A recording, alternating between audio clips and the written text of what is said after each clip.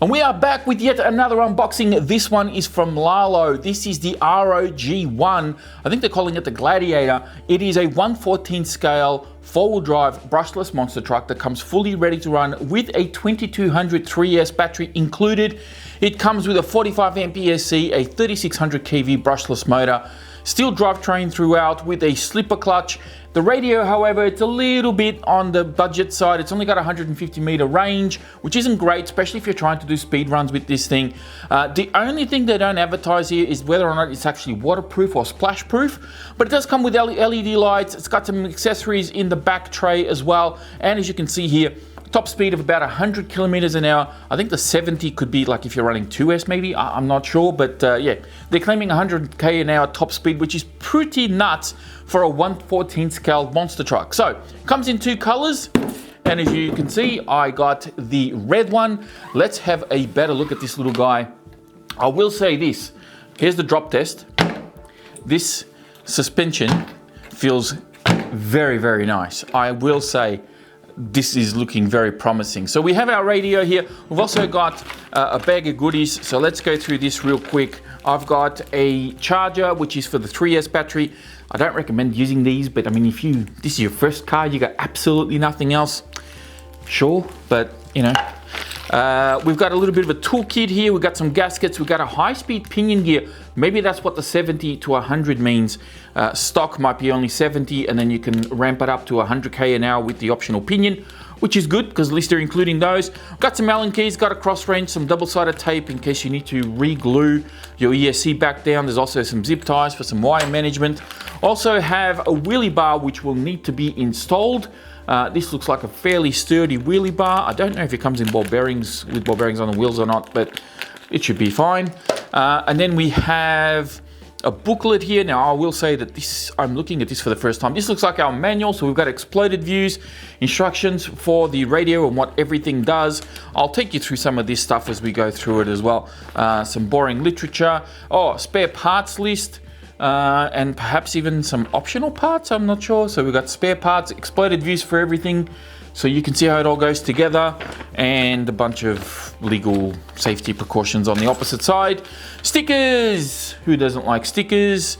You can decorate your toolbox, I don't know, the car, whatever you want.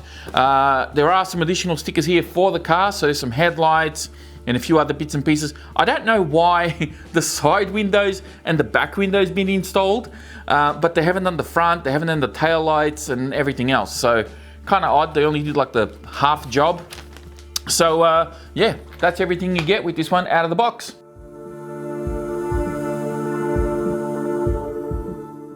Alright, so moving on to the radio. It's quite a unique radio. It doesn't have a very solid base for you to sort of put it down properly, so you can tip over quite easily.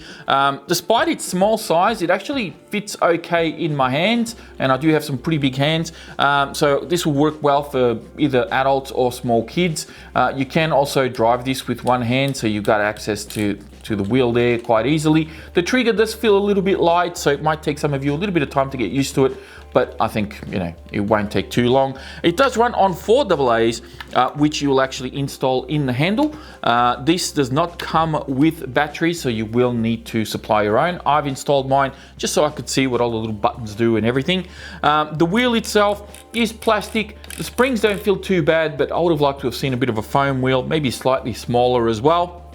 On the back here, we've got our on and off switch just there. So you need to press and hold that a little bit to turn it on, and then press and hold a little bit to turn it off. There is a loop here for a lanyard as well. We have a 3rd and 4th channel buttons here, which don't really do anything. And if you would have noticed when I turned this on and off before, there's no beeps or anything like that to let you know when the radio is on or off. So which I find a little bit odd, because I would have thought that this little grill here would have been hiding a beeper of some description, but not the case.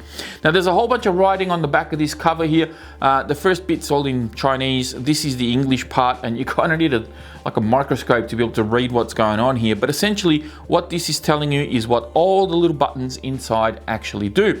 So the top 2 are your steering trim.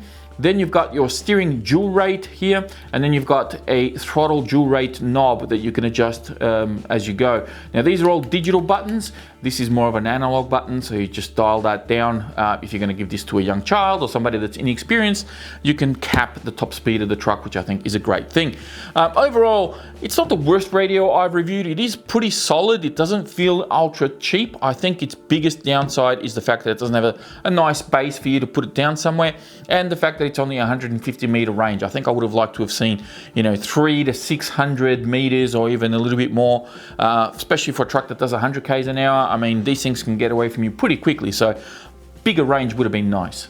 And now moving on to the ROG1, and I gotta say, this actually feels like a really nice, solid monster truck. It actually looks really good as well, even without all the stickers on it yet. It actually looks really nice. So you can see we've got some LEDs on the front bumper. These actually shine up like an amber color. They're not white, which I find kind of weird, but it is what it is. It does not have LEDs on the back, but of course you do need to mount that wheelie bar back there. It does have some accessories in the back tray here, including a little fire extinguisher, which actually doesn't look too bad. We've got a bit of a roll cage, some roof skids, and some comically small little mirrors. I think these mirrors are probably not quite to scale. They look rather small, but who cares anyways. Probably done it on purpose so that they don't stick out too far and then just get ripped off as you're bashing. So that's essentially the truck, and then of course underneath we've got that beautiful etched aluminium chassis, which actually looks really good. So we've got our tear up the dirt little slogan there, and yeah, that's the truck in a nutshell. So suspension wise, as you would have seen before, it actually looks really good. It's probably a bit under dampened in the rear, or that could just need a little bit of a shock collar adjustment on the rear shocks, but suspension actually feels quite nice. We'll see how that plays out when we actually bash it. Tires feel really good. I love the stickiness of these tires. They feel fantastic. They got some nice foam in them that doesn't feel too soft, and definitely not too dense. The wheels is probably not something that I'm a big fan of. I don't know how you guys feel about these wheels. I think they could have done a little bit better with the wheels, but the tires and the suspension look rather promising. So I'm really looking forward to taking this guy out for its first bash. Taking the body pins off, you can see that these have got body pin retainers as well. Body posts could be, or the body post holes could be a little bit bigger, just to allow this thing to slide in and out a bit better. But you can see it's peppered with like nuts and bolts and all sorts of things, holding all the bits of plastic in. That's what the body looks like. It's even got a plastic grill there as well. It does feel a little bit flimsy. I think for those of us out there who are probably going to bash this a bit hard, maybe invest in some shoe goo or do whatever tricks you want to do to reinforce the body a bit, because it does feel a little bit flimsy. I would have liked to have seen a slightly more thicker body on this, but it's not the worst. So the truck itself, here's the layout, here's what it looks like. We have our 3600 kV brushless motor just here with a heat sink. We have our 45 amp ESC sitting on top. Receiver box, which looks to be quite a nice generous size, with the tube already pre-installed. We've got our servo underneath there, which looks like just a little micro servo. It looks like an adjustable servo saver just there. The steering anchorman is plastic, but I'm sure RLAARLO will probably have an alloy upgrade at some point for that. You can see you've got adjustable steering links to adjust your toe, adjustable camber links on the front there as well. We have 3mm shock towers, both front and rear of this guy, and of course we also have adjustable camber links in the rear. Shocks are aluminium threaded body shock with alloy caps, but these little kind of, the little bits that sort of go onto the shock standoffs are actually plastic. Now I'm not totally against this idea. I know some people would have liked to have seen full alloy cap, but if that's a little give point, that's actually a really cheap part to replace, as opposed to damaging off a shock standoff or bending a shock tower. If that's going to be the first thing that breaks, well, it might be annoying, but it's going to be a cheap part to replace, and it might save your truck from more serious damage. You can see where the wire runs here for the front LED. We've got a nice sturdy front bumper, that actually has a bit of give to it, a bit of flex. The back bumper also has a little bit of give. I don't mind that at all. Body posts look to be non-adjustable, so they're really only designed for that one body type. I don't see the rear. Okay, so the rear, both rear and front have got two other adjustment points on the shock tower, so you can bring the shocks out by one or bring them in by one. The arms have only got one adjustment there. Speaking of the arms, these look nice and beefy as well. I like that they've gone for a different color on the arms too, just to kind of make this truck stand out a little bit. And you know, the gray mixed with the black actually looks quite well. CVDs in the front, standard dog bones in the rear as far as I can tell. Yes, indeed, we have an aluminium motor mount here, which should make it relatively easy to adjust for your gearing. It looks like there's a cover here that just removes with one screw, and then our on and off switch is on the opposite side just there. Sway bars are also pre-installed front and rear, as are droop screws. So this does have droop screws already pre-installed, and it is pretty much ready for you to sort of tune it however you like and go out there and have some fun. Battery, as you can see, is included with this truck. As I take it out here, it is a 2200 35C, which I think is pretty standard for RLAARLO. They've been using these batteries now for quite some time. So you're not going to get the most punch out of this battery. I've got a couple other 2200 3S's that will hopefully fit in here and give us a little bit better performance. So we'll try that out when the time comes. Velcro strap to secure the battery in place, and you are going to have some limited space there unless you start removing this outside border, and then you might be able to fit some slightly wider packs in here or something like that. That's really the only way you can sort of get some bigger batteries, but everything is hex hardware.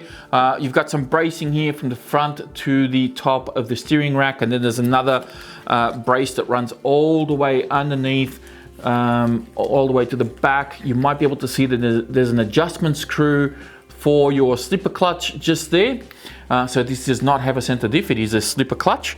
Now to access that, the best way that I can see it is you can probably remove this screw here, and there might be another screw on the back here or two, and then maybe this whole top section can come off, and then you've got better access to that screw. That's the only way I can see sort of that thing happening. But on the back, we've also got a tiny little chassis brace just there, or shock tower brace, which of course links to the top of the this whole assembly at the back for the slipper clutch, and that's how it sort of keeps everything nice and strong there. So that's the truck in a nutshell. As far as I could see, this looks very promising. It's got some weight to it. It feels like they've done a little bit of homework with the suspension and the tires. The body does look quite nice, and as you saw on the box, it is available in a black color. I picked the red because of course red goes faster, so that's why I've gone with this. Yeah, it looks like a promising truck. I can't wait to take it out and show you all how it performs. But yeah, that's the RLAARLO ROG1. But yeah, that's the RLAARLO ROG1.